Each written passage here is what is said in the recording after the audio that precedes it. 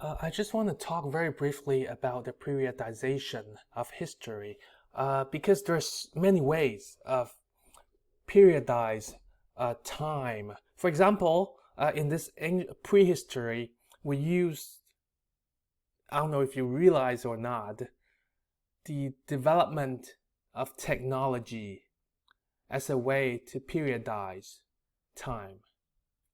So we're going from Paleolithic, the old Stone Age, which is what that literally means, to Neolithic, the new Stone Age. People were able to use stone to do more things, rock cutting, and then from Neolithic, we get into the Bronze Age. People are able to cast bronze, and then from Bronze Age, we get into even harder material.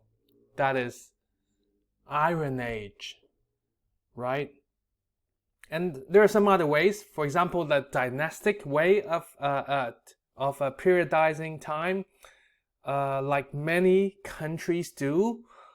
For example, in China, right, the Song, Yuan, Ming, the different dynasty, whichever ruler comes in to overthrow the previous one, and then comes to dethrone the throne, and then it becomes a new dynasty.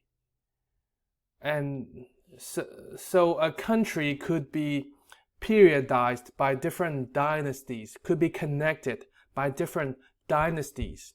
That is one way of doing that.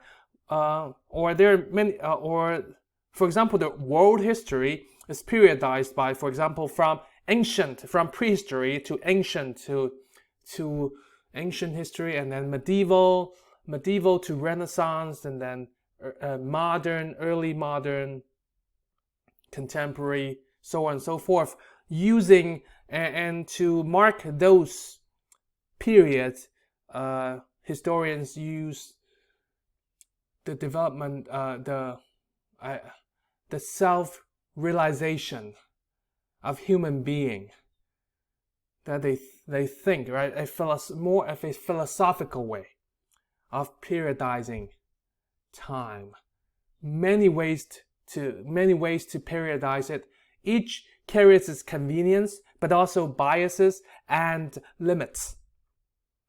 And here in prehistory, maybe using the development of technology might be the only way, might be the best expedient way, because we don't know we don't know much about their civilizations, and let alone knowing who overturned whom, right? Which ruler overturned which. There's no documents for us to prove that, to confirm that. But last thing about this periodization with the development of technology is it varies from place to place. We're talking about the whole world, right? And let's say it's Bronze Age in Mesopotamia, right, in 3000 BCE. But it's not a Bronze Age yet in Southeast Asia until maybe 500 BCE. So then how do I teach, or how do you learn about this history when we put all of them in one chapter? So you might run into a situation like we're talking in this video, we're talking about an object from 3,000 years ago.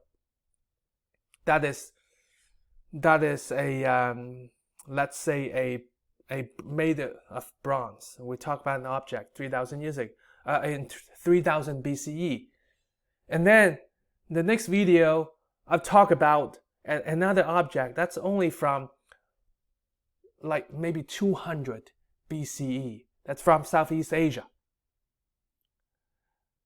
But because of they're still in the same, or although there's a gap, right, in the actual time, but because they both fall into the same periodization, the same period, the Bronze Age or let's say Neolithic age, we put them together because in the development level, in terms of the technology development, the development level of the technology, they are the same, and the technology dictates a lot of things.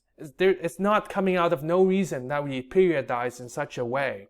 It's because this level of development in technology may dictate the way they live.